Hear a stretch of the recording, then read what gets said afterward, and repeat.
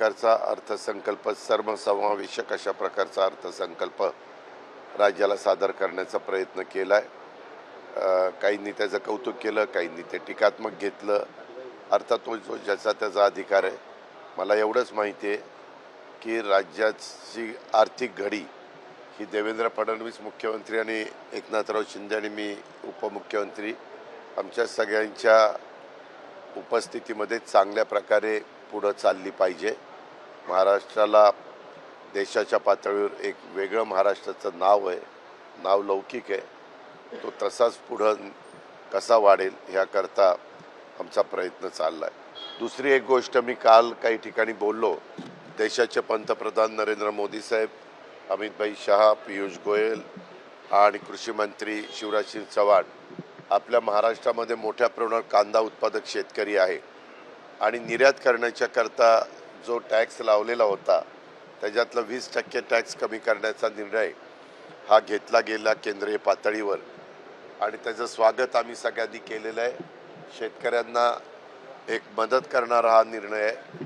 त्याच्यामुळं भाव कांद्याचे निश्चितपणे शेतकऱ्यांना बऱ्यापैकी त्या ठिकाणी वाढ होईल। आम्हाला नेहमी विचार करावा लागतो, पहिला शेतकऱ्याचा पण उत्पादक म्हणून आणि दुसरा ग्राहकाचा पण, का तर तो खरेदीदार आहे म्हणून त्याच्यात समन्वय साधावा लागतो। कारण शेतकऱ्यांनी जेवढा खर्च केलेला असतो तेवढा खर्च तर त्याला निघाला पाहिजे आणि त्याला त्याचं कुटुंब चालवायला देखील त्याच्यावर काही प्रॉफिट पण झाला पाहिजे आणि जो खाणारा वर्ग आहे कांदा खाणारा त्या ग्राहकाला पण आवाचा सवा दरामध्ये हा कांद्याचा दर वाढता कामा नये अशा पद्धतीनं आम्ही जातो। कधी कधी दर इतके वाढतात की तो खाणारा नाराज होऊन जातो आणि कधी दर एवढे कमी होतात की तो उत्पादक शेतकरी अतिशय काकुळतीला येतो, मेटाकुटीला येतो, नावमेद होतो, खचून जातो। पण कालच्या या निर्णयामुळं निश्चितपणे दोघांनाही मदत होईल, विशेषतः शेतकरी वर्गाला मदत होईल। काय मला एक कळत नाही हो, छत्रपती शिवाजी महाराज आपल्याला सोडून 1680 ला गेले। 1630चा त्यांचा जन्म, 1680 ला ते गेले। आता हा सगळा काळ 80 ला गेल्यानंतर आता आपण 2025 मध्ये का असे जुने मुद्दे कुठले तरी कॉमस्कोर नुसार आता isakal.com आहे देशातील नंबर 1 ची मराठी न्यूज वेबसाईट। प्रत्येक अपडेटसाठी isakal.com ला नक्की भेट द्या। काढले जात आहेत। आता ही समाधी काय आज आहे का? ह्याच्यावर संयुक्त महाराष्ट्राचा मंगलकार्य चव्हाण साहेबांनी आणला। चव्हाण साहेबांच्या पासून आत्ताच्या देवेंद्रजींच्या पर्यंत एवढ्या वेगवेगळ्या मान्यवरांनी मुख्यमंत्रीपद भूषवलं। अनेक पंतप्रधान आपल्या रायगडला येऊन गेले, अनेक राष्ट्रपती रायगडला येऊन गेले, अनेक वेगवेगळे राजकीय नेते येऊन गेले। आता मधीच कुठले ना कुठले मुद्दे काढले जातात। त्या मुद्दा मांडण्याचा अधिकार प्रत्येकाला आहे, पण माझं स्वतःचं मत असं आहे की ज्याच्यातून नवीन प्रश्न निर्माण होतील। आज आपल्या सगळ्यांच्या समोर जगाच्या, देशाच्या, राज्याच्या समोर AIचा प्रश्न आहे, कृत्रिम बुद्धिमत्ता। बजेटमध्ये देखील मी त्याच्या संदर्भात आर्टिफिशियल इंटेलिजन्सच्या बद्दल बोललेलो आहे। आपण बजेटमध्ये तरतूद केलेली आहे। ॲग्रिकल्चर कृषी क्षेत्रामध्ये देखील त्या रस्त्याने गेल्याशिवाय गत्यंतर नाही। त्याशिवाय माझ्या शेतकऱ्याची पाण्याची बचत होऊ शकत नाही, खताची बचत होऊ शकत नाही, उत्पादन वाढ होऊ शकत नाही आणि जमिनीचा पोत पण चांगला राहू शकत नाही। हे असे अनेक कंगोरे त्याला आहेत।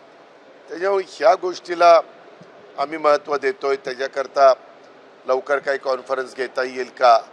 काही बाबतीमध्ये त्याचं संशोधन मोठ्या प्रमाणावर झालं आहे, मोठ्या मोठ्या कंपन्या त्याच्यामध्ये उतरलेल्या आहेत आणि त्या रस्त्याने कसं आमचा कापूस, सोयाबीन, ऊस, केळी, वेगवेगळ्या फळबागा, धान अशी वेगवेगळी पिकं घेणारा, इव्हन कांदा असा पिकं घेणारा आपला महाराष्ट्रातला शेतकरी आहे, त्याला कशी मदत होईल आणि त्याच्यातून हे जे आपल्याला ऐकावं लागतं, वाचायला मिळतं की बाबा शेतकऱ्यांनी इथं नावमेधून आत्महत्या केली. त्यांनी आत्महत्येपासून त्याला परावृत्त करणं आणि त्याचं शेतीवाडी, त्याचं कुटुंब व्यवस्थितपणे चालेल आणि त्याच्या मुलाबाळांचं लग्नकार्य आणि शिक्षण व्यवस्थितपणे होईल, अशा या सगळ्या गोष्टी त्याच्यातनं भागवल्या जाऊ शकतात. आणि त्यामुळं जगाने पण हे तंत्रज्ञान एक्सेप्ट केलेलं आहे. हे फक्त मी उदाहरणाखातर शेतीचं सांगितलं, पण ते सगळ्या क्षेत्रात आहे.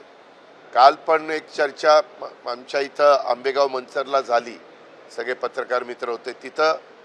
पत्रकारांनी पण वेगवेगळ्या संपादकांनी पण तिथं सूतोवाच केला की ह्याच्यामध्ये पण AIचा वापर त्या ठिकाणी केला गेला पाहिजे. असं कुठलं क्षेत्र आता मला नाही वाटत राहील की ज्याच्यात आता AIचा वापर नाही आहे. काळानुरूप आपल्याला बदलायचं असतं आणि तसे निर्णय घ्यायचे असतात, तसं सर्वांना पुढं घेऊन जायचं असतं. पण आपण मधून बघतो कुणी काहीतरी नवीन एखादा वक्तव्य करतं आणि मग तेवढ्यापुरतंच चर्चा सुरू होती. वास्तविक ती या चर्चेच्या पेक्षा आज तरुणींना रोजगार देणं, उद्योगधंदे मोठ्या प्रमाणावर त्या ठिकाणी येणं. आम्ही आता टाटा ट्रस्ट यांच्याबरोबर टायअप केलेलं आहे. आपण इनोव्हेशन सेंटर काढतोय. 165 कोटी रुपये साधारण टाटा घालतं. 30-35 कोटी रुपये त्या जिल्ह्याला टाकावे लागतात. तर आम्ही पहिलं गडचिरोलीला सुरू केलं आहे, चंद्रपूरला सुरू केलं आहे, परवा मी रत्नागिरीला भूमिपूजन केलं आहे. आपण आता शिर्डीला करतोय आणि आपल्या मराठवाड्यामध्ये छत्रपती संभाजीनगर, बीड